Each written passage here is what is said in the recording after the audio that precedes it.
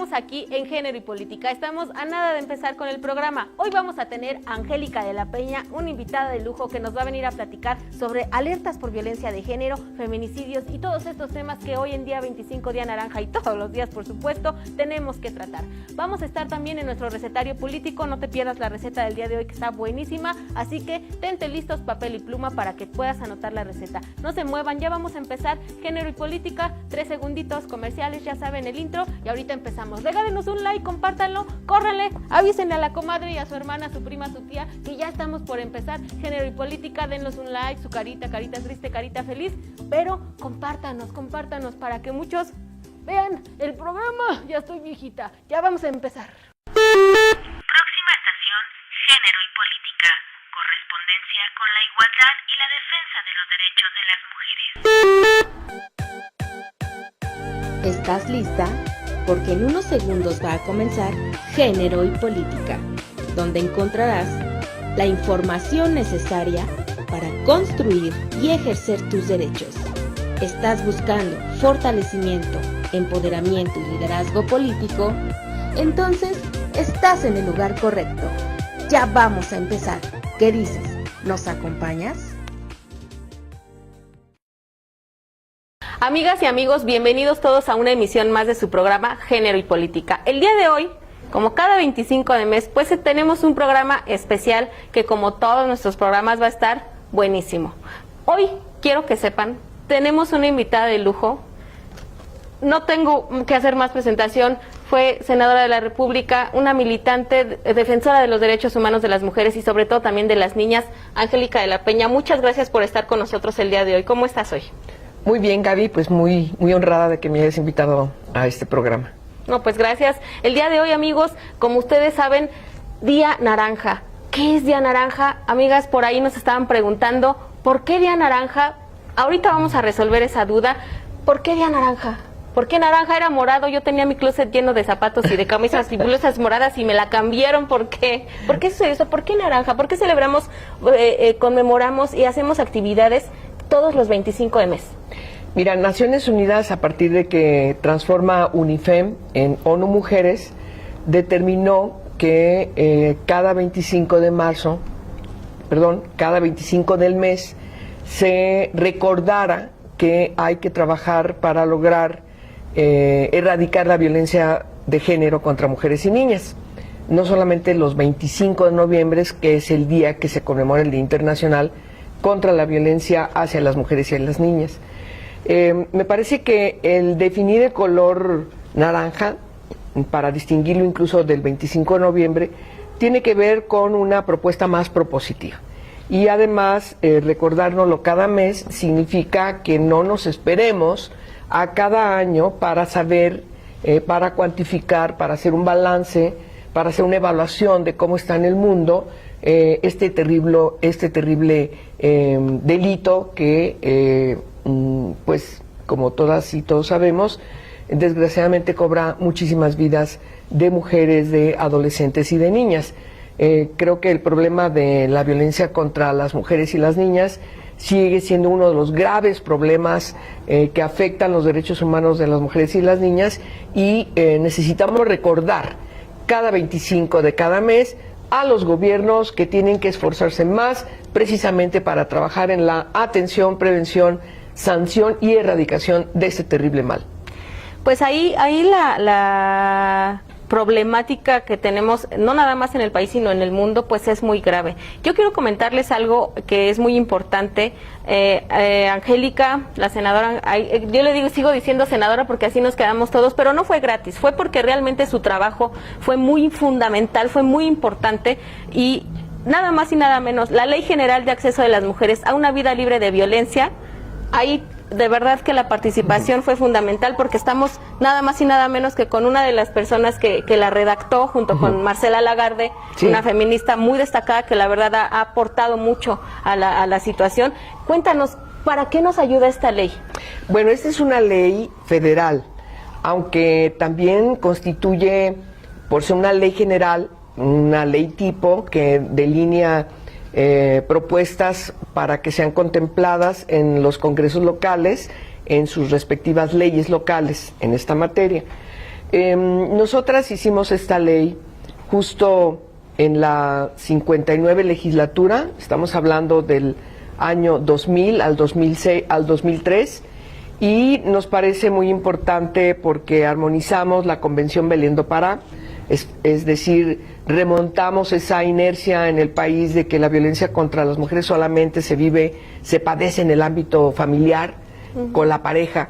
La Convención Belén do Pará, como sabemos, determina que la violencia contra las mujeres es un delito que afecta en el ámbito público y en el ámbito privado a las mujeres. Y la ley justamente lo que está planteando es que la violencia contra las mujeres se padece en el ámbito público y en el ámbito privado, constituye una violación a los derechos humanos y, por supuesto, conlleva una gran desigualdad de género. De tal manera que esta ley general, que por cierto aquí la tengo, me la dieron antes de entrar, porque me dijeron, mira, sería importante aquí que la tenemos, presentaras. Claro que sí. Porque desde el PRD se ha editado miles de estos ejemplares que se distribuyen a todas las compañeras y compañeros del PRD para que conozcan cada uno de sus preceptos.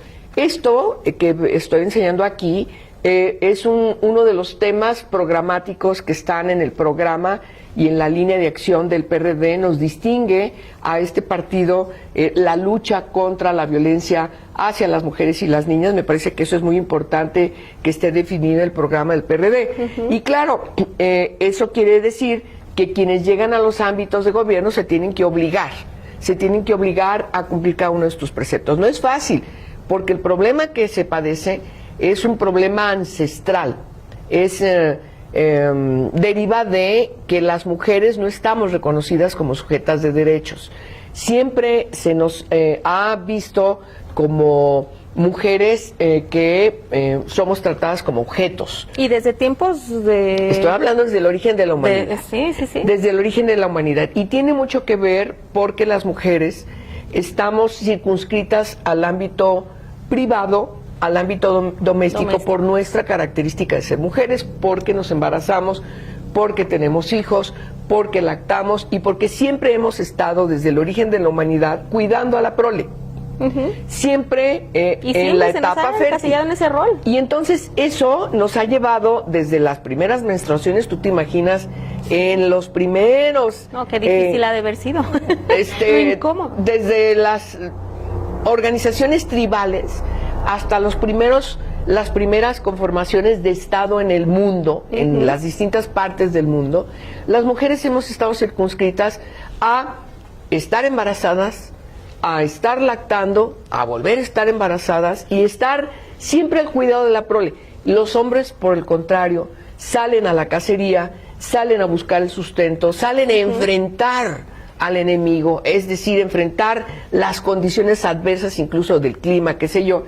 Y en las primeras conformaciones de Estado, los hombres son los que han llevado la batuta de esa parte pública, de tal manera que las mujeres circunscritas al ámbito privado, los hombres a la parte pública. Y eso ha llevado a que las mujeres estemos circunscritas por esa característica biológica, es decir, la maternidad, a no ser consideradas como sujetas plenas de derechos. Es decir, además de estar acá, también estar en la parte pública.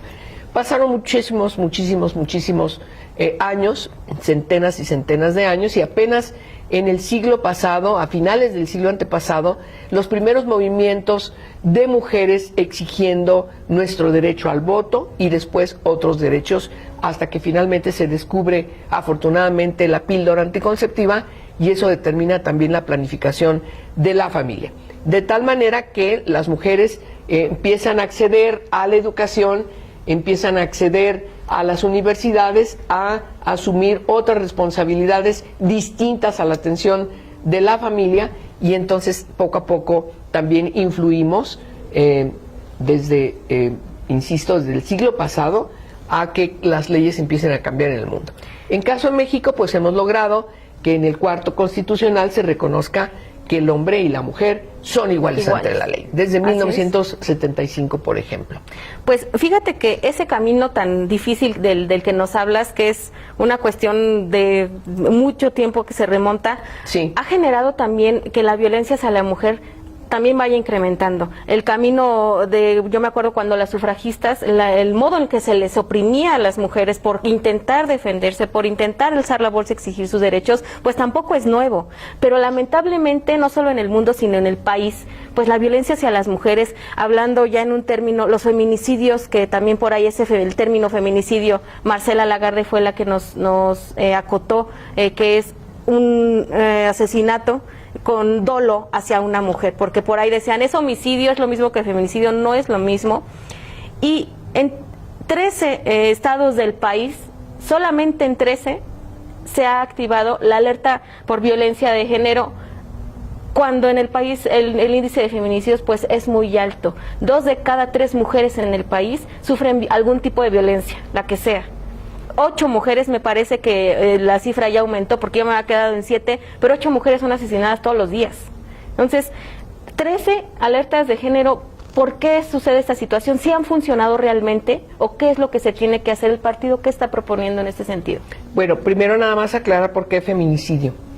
En la traducción de las ilustres feministas académicas que diseñaron en Estados Unidos el concepto de feminicide, en la traducción Costa Rica nos lo traduce como femicidio y así queda en la ley de Costa Rica, pero nosotras y particularmente quien acuña el concepto de feminicidio es efectivamente Marcela Lagarde, y lo plantea en función de que además de asesinar a las mujeres por ser mujeres, hay impunidad del Estado. Esa es la característica del feminicidio, de tal manera que la alerta de violencia de género, a partir de tu pregunta, tiene que ver con obligación por parte del Estado, de los distintos órdenes de gobierno, para atender desde esta responsabilidad la atención y la sanción de este delito, a partir de definir que en primer lugar maltratan, violentan, asesinan a las mujeres por ser mujeres. De tal manera que hay una característica de género. Si no hay una perspectiva de género en ese análisis, entonces pues va a seguir pasando en la impunidad, principalmente de las instituciones del Estado, incluyendo quienes persiguen estos delitos, procuración de justicia, quienes investigan desde las policías, que son las primeras que llegan a atender este tipo de delitos, y finalmente lo que va hacia el Poder Judicial, pues entonces no está definiendo con toda puntualidad la magnitud y la característica del fenómeno, y por lo tanto la prevención y la atención y sobre todo la erradicación pues se quedan totalmente ocultas. Yo creo que hablar de la alerta de violencia de género, en primer lugar tenemos que quitarnos el prejuicio que hay contra la alerta. Definitivamente. ¿Sí? Porque los gobiernos, los gobernadores o presidentes municipales le tienen pavor a la alerta de violencia de género. Piensan que es un tache a su gobierno, porque no han entendido lo que dice la ley. La ley señala en la modalidad de violencia feminicida que tanto las órdenes de protección emergentes y preventivas, y por supuesto el mecanismo de la alerta de violencia de género, tienen que estar inscritas en una participación de especialistas para que haya un análisis diagnóstico del fenómeno. Porque no es igual, te puedo hablar de Chimalhuacán o de Ciudad Juárez o de Guadalajara o aquí en la Ciudad de México. Ecatepec. No es igual Ecatepec, no es igual como se puede dar en una zona, en el mismo municipio, y como puede darse en otra zona. De tal manera que para que puedas decidir de manera efectiva, de manera eficiente, una política de prevención y de atención, necesitamos que haya un análisis diagnóstico de distintas especialidades. ¿Qué te puedo decir? A veces es un asunto de falta de alumbrado público. La alerta de violencia de género no entra a la parte de la sanción. Eso hay que dejarlo claro. Y el error de los gobernantes es pensar que ya están entrando la alerta de violencia de género a evidenciar que se es omiso en la sanción. Y no es así. Lo que hace la alerta de violencia de género es prevenir que no haya más muertes, que no haya más violencia feminicida, a partir de un análisis. ¿Que quién lo va a hacer? Pues los especialistas. Principalmente, las mujeres feministas, especialistas en antropología social, en, por supuesto, claro que en investigación criminalística, en servicios públicos, en desarrollo social, es decir, una serie de elementos que nos permitan analizar qué es lo que pasa en ese lugar, de por qué hay impunidad del Estado, es decir, de la gobernanza, que está impidiéndonos que haya una violencia de género que no es atendida y que por lo tanto lo único que provoca es insisto, como dice el concepto feminicidio, un asunto de impunidad. ¿Por qué ha fracasado la alerta por violencia de género? Porque esa es la visión y el reflejo que hasta el momento da, que no ha servido, que está fracasando. ¿Por qué? Porque no es importante la agenda de los gobernantes. Ese es lo primero. Si a los gobernantes deciden siempre dejar este tipo de asuntos, estas materias, siempre la están dejando como un asunto en la agenda de asuntos generales, en la marginalidad. ¿Cuáles son los asuntos importantes? No sé, el informe que va a dar el gobernador, su gran proyecto de infraestructura, X o Z razón. Pero los temas que tienen que ver con las mujeres, con los derechos de las mujeres, tienen un fenómeno, sufren, por desgracia, una inconstante, porque no es prioritario, porque de raíz no hemos resuelto estas estructuras de discriminación de las mujeres, de las que hablamos al principio. Entonces, mientras que el Estado, en los asuntos del Estado, dejen de ver a la mujer como algo privado, pues entonces nunca va a haber una resolución a los problemas que padecen las mujeres, porque son consideradas como objetos, como muebles, no como sujetas de derechos. Ese es el reto. Pues ya me están aquí hablando, me está hablando mi mente, dicen por ahí, mi subconsciente, mi inconsciente, que ya nos pasamos del tiempo. Sí. Yo les voy a decir que de este programa, que es especial, que es tu programa, su programa, no me importó, ya nos pasamos mucho, pero no me importa, porque es muy interesante el tema, es muy importante y es fundamental que todas las que nos están escuchando lo sientan suyo el problema, porque no es nada más, tenemos que ser más empáticas, porque por ahí luego yo escucho mujeres que, pues es que no es mi problema, yo voy, me cuido y no puede pasar nada y no me voy a meter. Yo creo que hay que ser más empáticas, así que no se muevan, vamos a pasar a nuestra sección del recetario político, porque ahí vamos a seguir tocando el tema.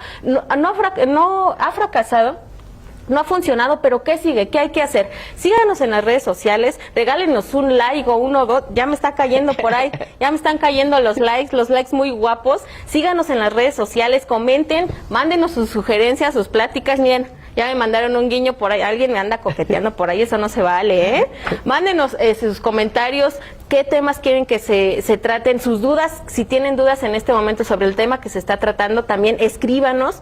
Y muy importante, compartan el programa para que llegue a más mujeres y esto se difunda. No se muevan de su lugar, vamos a seguir comentando esto en el recetario político, porque algo que es muy importante saber, Angélica, ¿qué sigue? ¿Qué hacemos pues? Ya estamos en la situación, ya está el problema ahí, pero ¿y luego qué hacemos? No se muevan de su lugar, estoy con Angélica de la Peña, esto es Género y Política, ahorita regresamos rapidito. ¿Estás buscando los ingredientes para poder ejercer tus derechos?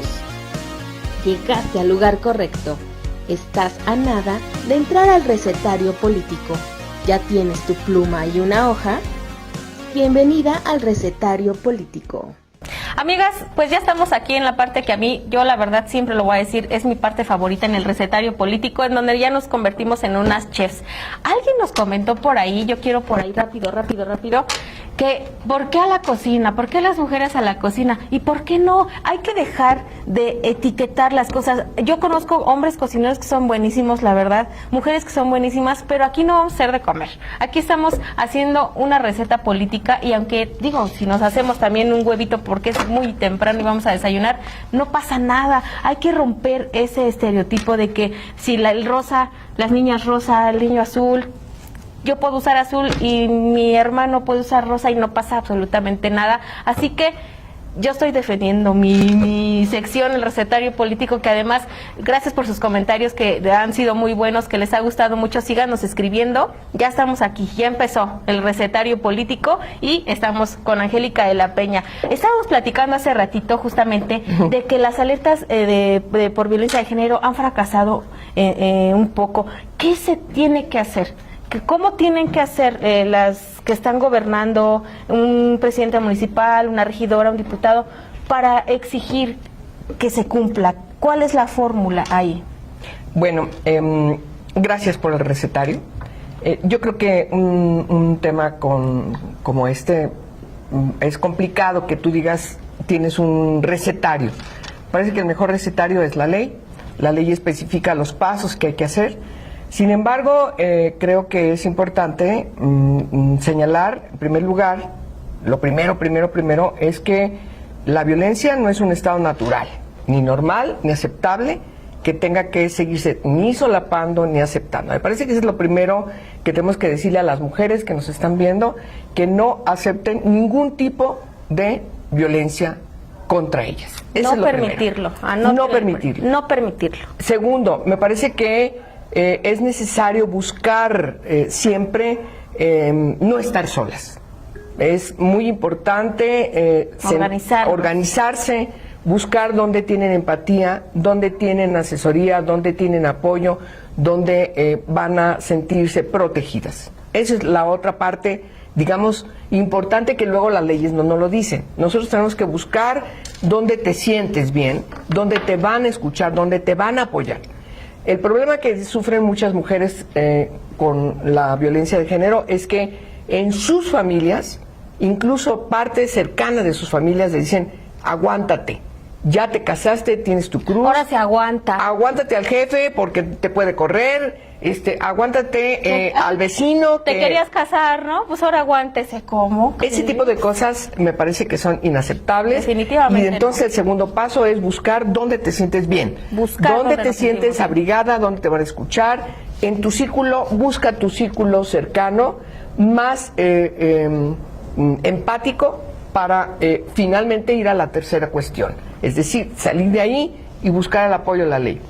Y en este sentido me parece que, como estamos en un partido político, y ciertamente no hay que fomentar los estereotipos, incluso los estereotipos sexistas, sí tenemos que decirle a nuestros gobernantes, a nuestras gobernantes, que tienen una responsabilidad para, en primerísimo lugar, decidir que desde su gobierno deben atender a las mujeres como sujetas de derechos. Totalmente. Yo he hablado mucho de que las mujeres somos sujetas de derechos y por lo tanto los derechos tienen que ser reconocidos, todos, cada uno de ellos, como una responsabilidad de la gobernanza, como una responsabilidad de quienes están en el ámbito legislativo, porque las leyes están ahí. Si bien hay que perfeccionarlas con la práctica, hay que exigir que se cumplan. Ese es el otro ingrediente de este recetario. Exigir que las leyes dejen de ser leyes muertas, de letra muerta, y que las leyes se apliquen.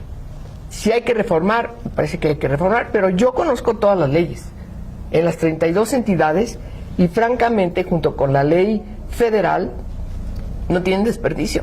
Se establece con toda puntualidad cuáles son los tipos de violencia, cuáles son las modalidades de violencia.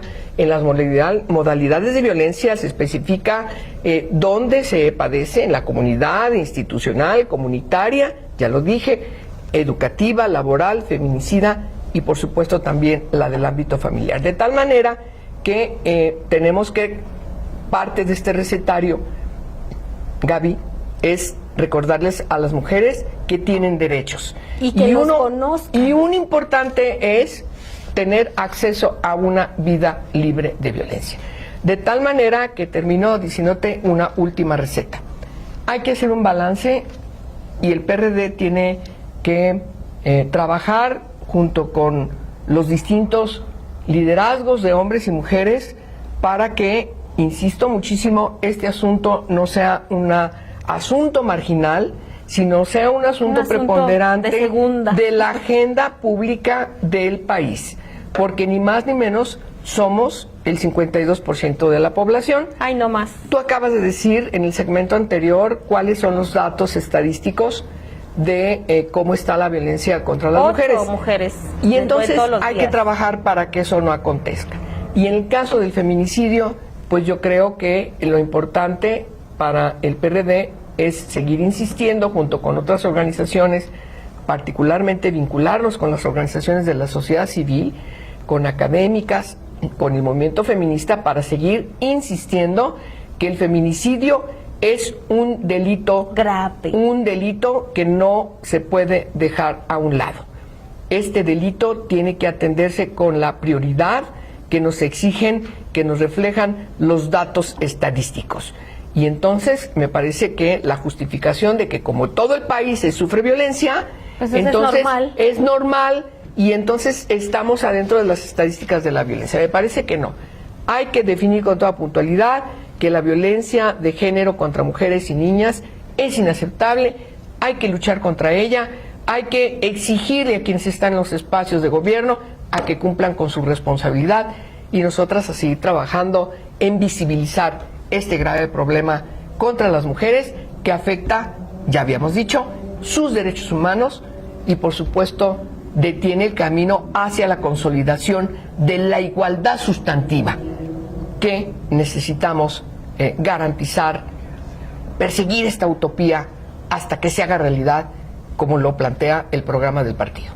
Pues ahí tienen esta receta que a mí me parece más que importante, que más fácil ya no puede estar. Y yo, aquí en este programa, en esta sección tenemos un ingrediente especial que yo siempre digo que es el ingrediente, el toque secreto que me dio mi abuelita, pero que es fundamental y que si ustedes lo analizan en todos los programas que vamos a tener, de verdad nos va a servir y es perder el miedo, Angélica, porque para dar todos los pasos que haya que hacer, hay que perder el miedo, para organizarnos, para conocer nuestros derechos, para exigirlos hay que conocerlos. Y entonces tenemos que perder el miedo de alzar la voz, de denunciar, para poder también ir con la gente, exigirle a los gobiernos, exigirle al Estado que se nos conozca, se nos reconozcan nuestros derechos, pero además que se cumplan. Hay veces que el miedo, pues, no nos permite hacerlo. Entonces, ese ingrediente es el que le vamos a agregar a la receta.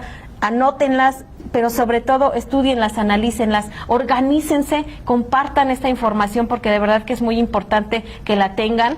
Aquí en el Partido de la Revolución Democrática también pueden venir, por si no pudieron ver el programa o con el programa dijeron, no, si a mí me interesa, yo quiero saber, yo quiero mi ley. También aquí pueden venir por su Ley General de Acceso de las Mujeres a una Vida Libre de Violencia, que es una herramienta fundamental para que ustedes conozcan cómo pueden exigir el cumplimiento de sus derechos. Así que ya saben, estas recetas que tienen, yo los voy a invitar a que sigan viendo el programa, todavía no se termina, aunque ya me anden correteando, ya me están aventando, caray, más que espérense despacito, no se me emocionen con las reacciones que estamos teniendo con este programa. Regálanos un like, compártanlo si les gustó, y si no les gustó también, porque se vale que nos digan qué es lo que no les gusta, qué es lo que no les agrada, y sobre todo que esta información se esparza y nos organicemos, que nos juntemos todos para que podamos resolver esos problemas y por lo menos atacarlos, porque para resolverlos todavía nos falta un muy buen camino para que esa utopía se vuelva realidad, pero estamos en el camino, aquí estamos todavía, no se vayan, quédense con nosotros, escríbanos, estamos con Angélica de la Peña, todavía va a seguir con nosotros a lo largo de este programa, no se muevan de ahí, muchas gracias Angélica, gracias, no te nos vayas, espérame tantito porque nos falta, gracias.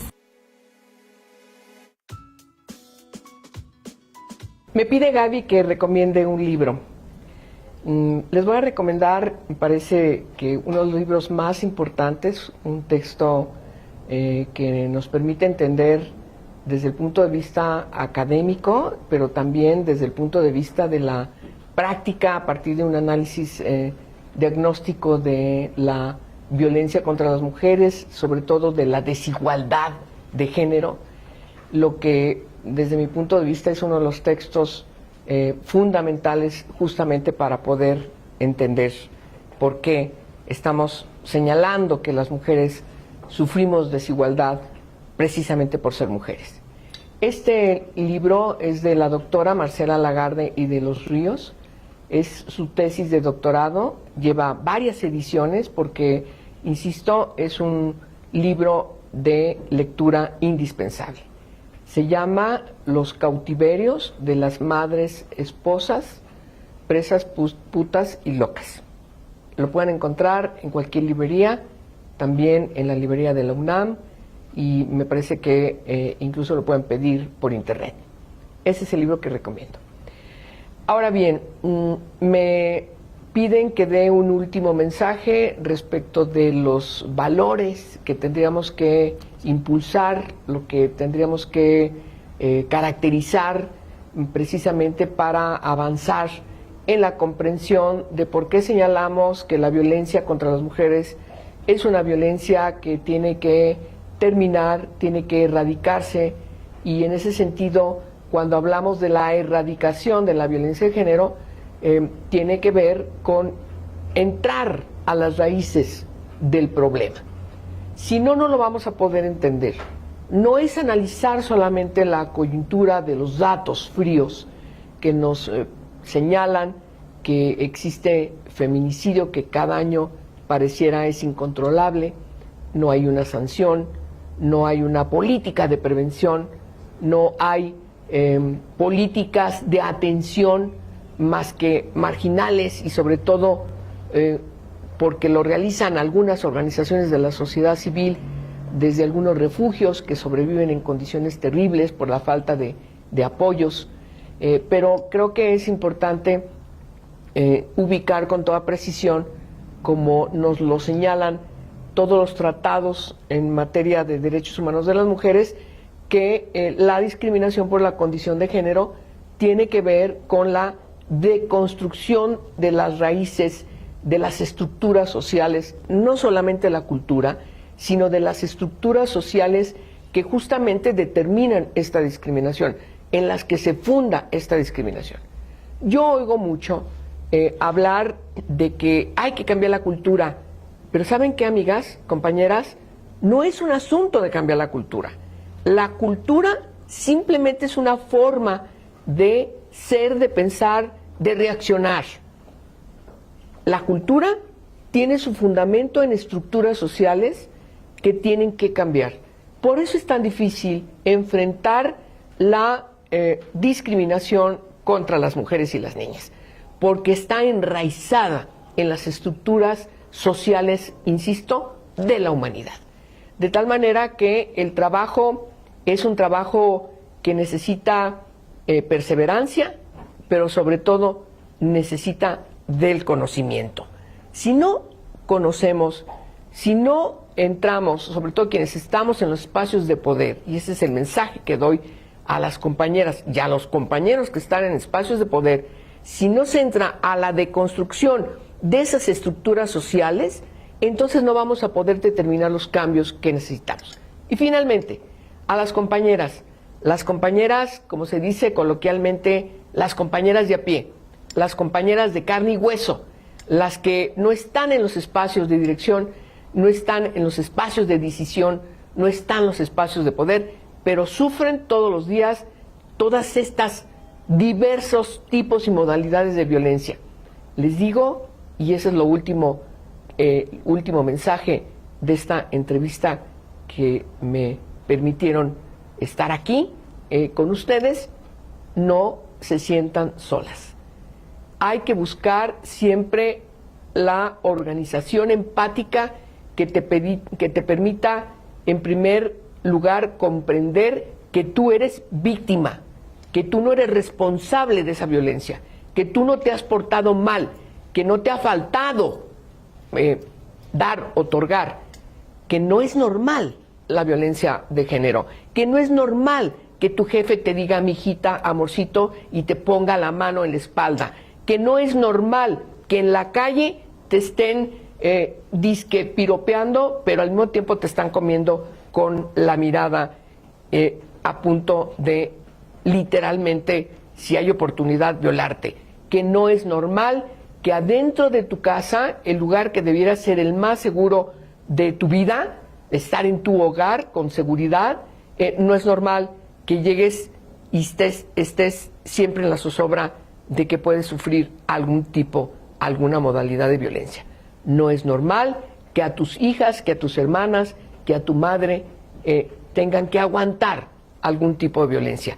No es normal que en la escuela se te denigre, se te esté ninguneando con distintas expresiones verbales, y sobre todo no es normal que andes por la calle siempre cuidándote. Hay que luchar contra eso y hay que tomar medidas pero tienes que tener presente que eso no es más que una coyuntura, no es más que una decisión que tienes que tomar de emergencia. Por lo que tenemos que luchar es que ese estado de cosas realmente cambie. Ese es el mensaje finalmente que yo quiero darles.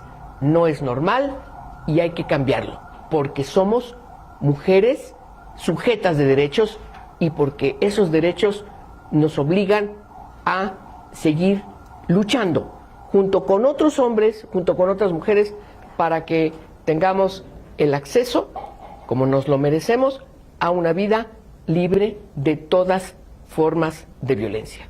¡Bravo!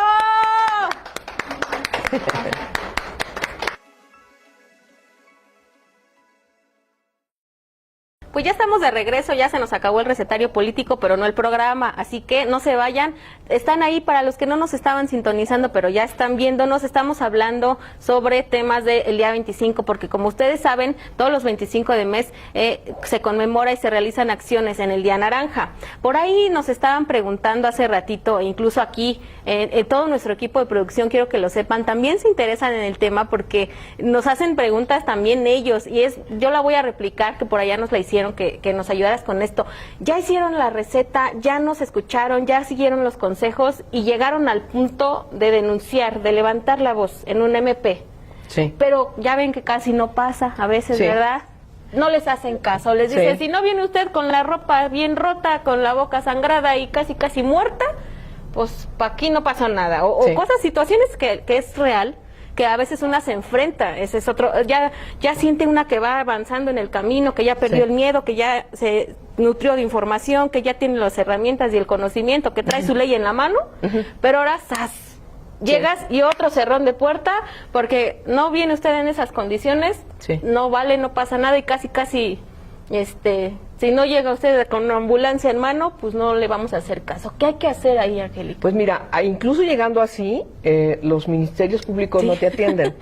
Incluso son capaces de todavía decir, hemos luchado contra eso y los hemos evidenciado, pero todavía hay ministerios y ministerias públicos y públicas que dicen, pues pórtese bien, ¿qué le hizo? ¿Por qué reaccionó así su marido cuando los golpean? Y siempre se está cuestionando que las mujeres pueden estar mintiendo. Está aduciendo acoso sexual en su trabajo porque seguramente está respondiendo a que no la suben de escalafón o porque la quieren correr, etcétera, etcétera. Me parece que... ¿Por qué es chantaje? Yo creo que aquí lo que se ocupa es seguir insistiendo que esos ministerios públicos deben ser evidenciados porque no deberían estar actuando así. Es irregular. Ya hay leyes que les obliga, hay protocolos para que actúen de manera distinta. Así es lo primero. Lo segundo tiene que ver con que, insisto, las mujeres no están solas.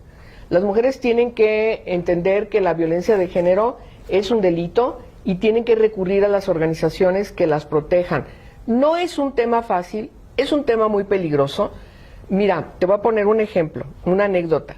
Hace muchos años, desde el Instituto Nacional de las Mujeres, se determinó un número telefónico para que denuncies.